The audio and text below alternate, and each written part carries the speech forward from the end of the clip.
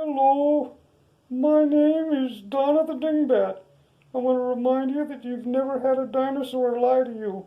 So keep that in mind because I'm telling you the truth. It is my great privilege and honor to introduce to you the world's foremost leading authority on the Bible. He is a professor at Cambridge, Oxford, Harvard, and Yale. He has an AA degree from Gila Bend Online Community College, and his musical skills include being able to carry a tune in a bucket. Now, without any further ado, it's my great honor to introduce to you Dr. Know-It-All. Hello, everybody. This is Dr. Know-It-All. Thank you for that introduction, Donna Dingbat. I want to tell you that everything she said is true. I am so wise you wouldn't believe it, and wisdom is going to be the topic I want to talk about. When King Solomon became king of Israel, he prayed and asked God for wisdom, and God was very happy about that, so he blessed Solomon like crazy. I am the second most wise person that has ever lived after Solomon, and I'm going to prove that to you right now by disclosing for the very first time the precise exact location of Solomon's temple. Solomon's temple was located on the side of his head, right about here. Okay. There's three groups of people we're going to address today. Those that are practicing social distancing by staying at home. Those that have to go to work. And those that aren't affected by the situation we're all in. Group number 3, those of you that aren't affected, I know you must be in Antarctica. So my advice to you is, put a jacket on. What are you, out of your mind? Well, I'm getting paged now. I see it's Bill Gates. He needs help installing the Zoom app on his cell phone. So I gotta go. But before I leave you, I want to remind you to wear a mask. I'm trying to be an example. And now I'm going to turn this over to Steve. Well, thank you, Dr. Know-It-All. Hi, everybody, and thank you for tuning in. Like the good doctor was saying, I do have a message. And I want to invite you to watch this video all the way to the end because the music's going to be at the end, and I think it'll be funny. And the Bible does say that laughter is good for us. And I don't know about you, but lately I've been feeling like I could use a good laugh. I just have a quick thing to say to everybody that's staying at home. A lot of my friends and me are staying at home, and I see that it's easy for people to get bored, frustrated, even angry and depressed. I just want to remind you that this situation is going to come to an end, and try to find the blessings in the situation. I know for me, I spent the first couple of days just watching a lot of TV, but then I realized I can listen to more music and play my guitar and practice more. I do spend more time in prayer and reading the Bible than I normally do, and it's really not that bad. Even just having a cup of coffee in silence for 5 minutes is something I never used to do before, and I'm kind of liking that. And for those of us that are blessed by having a job we need to go to, you have no idea how grateful so many people are for you. What you're doing is important. It doesn't matter if you're a doctor or a nurse, or if you're a plumber or a grocery store worker, or you work at Home Depot. Thank you. Our society would fall apart without you doing what you're doing. Now I want to tell you a little bit about me. I was in Mexico about a month ago, and I went to a church, and they take their offering by coming up to the front of the church and putting their money in a basket. And the pastor saw that there was a $100 bill in the basket and said, "Wow, we've never had this before. Whoever put this in, please stand up." And a lady stand up, and the pastor said, "Thank you. We want to honor you by letting you choose the hymns for today's service." And the lady looked around and thought, and she said, I'll take him, him, and him. Ta-da! But seriously, I do want to tell you a little bit about me. I do go to Mexico every 2 months. I've been doing it for a few years now. And the last time I was there, I was driving through a new neighborhood.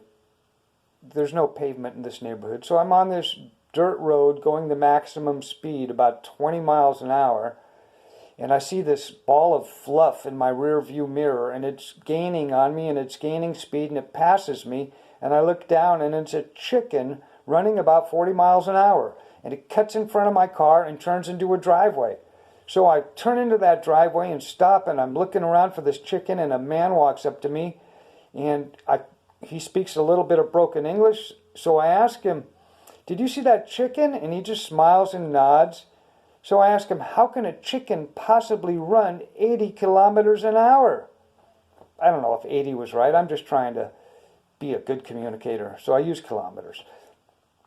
And he says, well, I'll tell you. My wife and me and my son like to have a chicken dinner every night, and we all like the drumstick. So through DNA research and cloning, I've been able to come up with a 3-legged chicken. And I thought about it, and I said, wow, that's amazing. How do they taste? And he says, I don't know. I've never been able to catch one. So I thought maybe this guy isn't really that smart. And I got in my car and I drove away. And I drove to my destination, where my friends met me, and they took me out to dinner to one of their friends' house. He's got a nice little ranchette, a lot of animals there. We're in the dining room, and this little 3-legged sheep pushes the door open and walks over and lays down right at the table like he's a member of the family. And I thought, wow, that's really weird, because usually farm animals stay outside.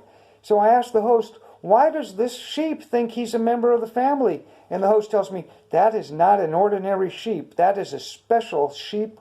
We honor him, and we treat him like he's a member of the family. So I asked him, why do you do that? And he tells me, oh, about a month ago, our house caught on fire. There was a fire in the kitchen, and this sheep came in and ran upstairs and woke us up and saved our lives. So we honor him and treat him like he's a member of the family. And I said, wow, that's amazing. Tell me, how come he only has 3 legs?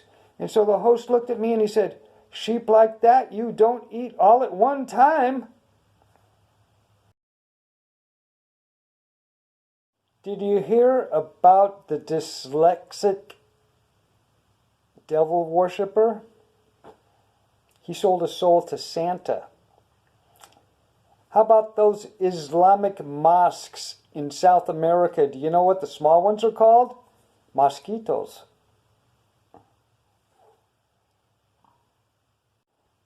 I think my ex-wife must have worshipped me, because every night I'd come home from work and she would put a burnt offering in front of me.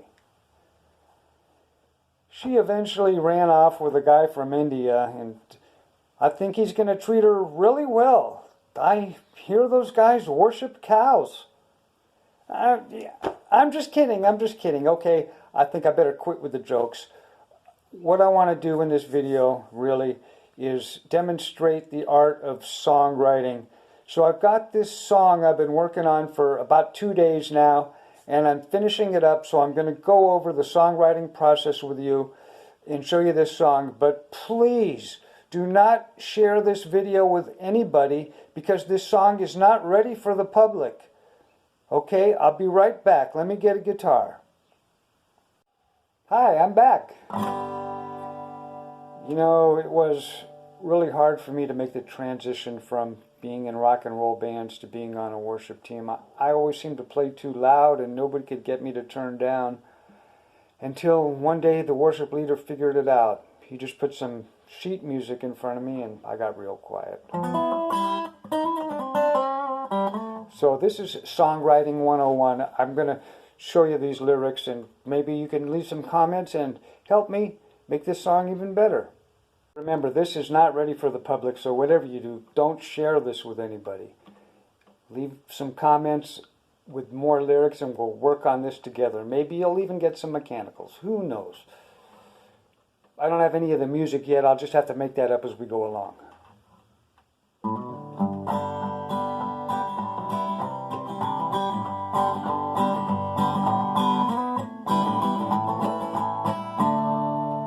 Something like that could be the intro.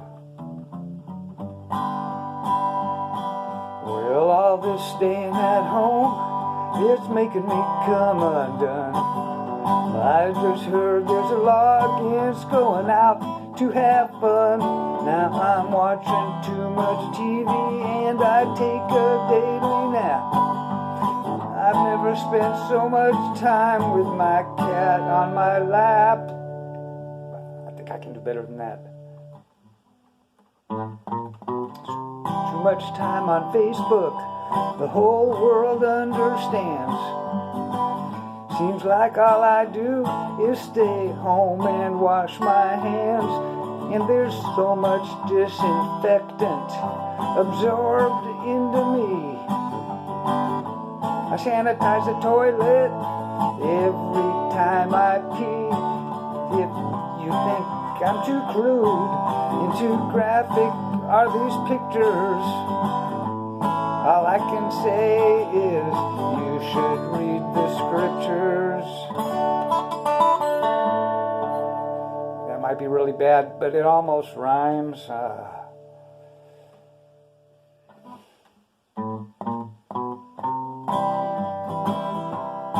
Almost rhyming is okay. I learned that from Mick Jagger, and I've never been so grateful for my grocery checkout bagger. Oh, that doesn't even have anything to do with the song.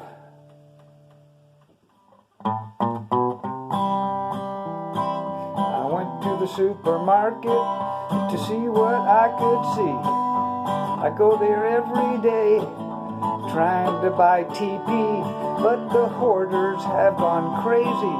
They've taken every roll. Now America's like other parts of the world, out of control. But I know a day is coming when things will be better. And I know I can't help things at all by sending a politician a letter. That's probably too many syllables. I don't put my trust in the government, for one day it too shall fail. I put my trust in God alone, He will prevail. Yeah, I feel a little restless, 'cause at home I must stay. It's hard to minister to anybody, and I got no money to give away. Yes, no money's coming in, not even a dime. I guess I'll concentrate on how I use my time. Well, I seem to have more spare time each and every day. I'm gonna use that time to be with God and pray. I'm even praying for a haircut, 'cause it's getting a bit too long. I ain't lying. I don't want to cut it myself. One time I thought I would be okay to cut it myself, but man, was I wrong. Too much time on Facebook, too much time watching TV. There's people all over the world that don't speak English, and some of them want to talk to me. I'm grateful for Google Translate. I'm glad I don't have the blues. I never want to lose my joy, so I don't watch too much news. And gasoline is getting cheaper. I'd say the price is almost low. How ironic, there's no place that I'm allowed to go. This song, it has no moral. It's not an Aesop fable. I'm glad I Didn't have to write it on a three-legged table.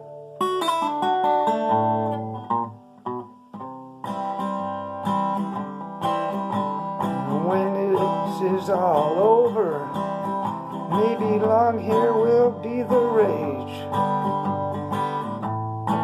Wish I was at a concert watching Buddy Page.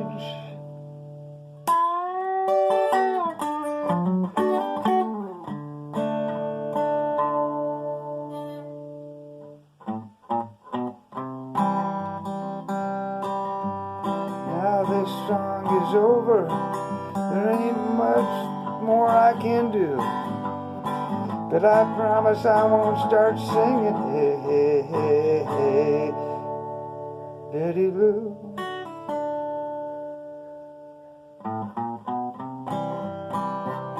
Well, it's really almost over, there's just one thing left to say. Everybody on this planet, I pray for you every day. And I hope that you don't lose your peace, even though times are tough. And when it comes to toilet paper, I hope you have enough.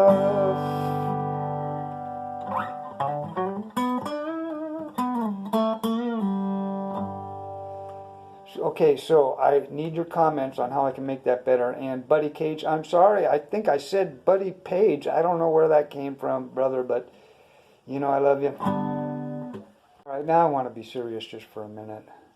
If I know you, I'm praying for you every day by name. And if I don't know you, I am also praying for you. I'm praying for everybody. This is a good time for us to look for blessings where we normally wouldn't find them. And just for a closing message, I want to bring back Dr. Know-It-All just for a minute. Hello, this is Dr. Know-It-All with some final thoughts. I want you to stay safe, don't get sick, and help stop the spread of this coronavirus by staying at home and washing your hands. If you need to go out, wear a mask if you can get one. Wear gloves if you can get some. Remember, I love you, and God bless you.